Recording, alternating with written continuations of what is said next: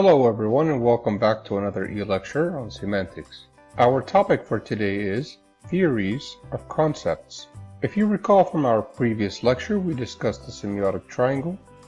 We also discussed under the notion of reference that there were two theories of reference. One was the denotational theory and the other was the representational theory.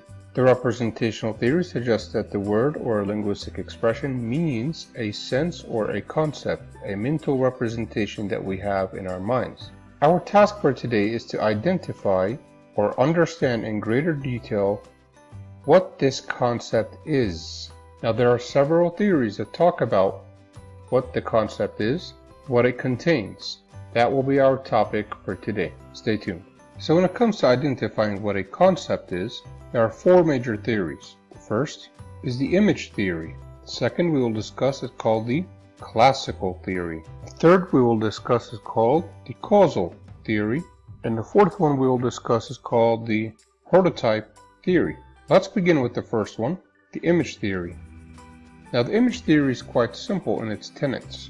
Basically, what the image theory suggests is that when a linguistic expression is uttered, say the word dog, the concept we think of is an actual image. Say this image, for instance. And of course you know the rest. It is this image that helps us determine which object in the world is an instance of dog. But of course right away you can see some of the problems that can arise from taking our concept or our sense of the word dog to be an actual image. So right off the bat, you can imagine that people will have different images in their minds about what constitutes a dog. What is a dog? Is it something like this picture, or like this, or even this? Not only that, but if we were all to agree on the first one, on this picture, that this is what represents a dog, then how are we to say that this is also a dog when it doesn't look very much like the first picture? If we were to take the image theory, and even in the best case scenario where we were to agree on one image for dog, it would be very difficult to include other types of dogs into the category dog. This theory then clearly has its shortcomings. So let's put this theory aside for now. Let's start now with the classical theory. Now, the classical theory has another name for it, which is the necessary and sufficient conditions theory. What do we mean by the necessary and sufficient conditions? Well, under this classical theory, when we say the word dog, the sense in our minds of the word dog is not an image like the image theory, but rather a list of conditions that the dog must meet in order to be an actual dog in the real world. This list of conditions may be something like this. A dog must be plus animal, plus 4 legs, minus gills, for example, that it doesn't breathe underwater. Okay, so this is just an example. But that's basically how it would go. And then every time you say the word dog and you want to identify if this word denotes the actual dog you see in the real world, you would use this list of necessary and sufficient conditions to determine whether what you see in the real world is a dog or not. Is it a member of the category dog or not? This is going to be based on these conditions. Again, we can still see some problems though, even with the necessary and the sufficient conditions theory or the classical theory. And that is that people do not tend to agree upon all of the necessary and sufficient conditions.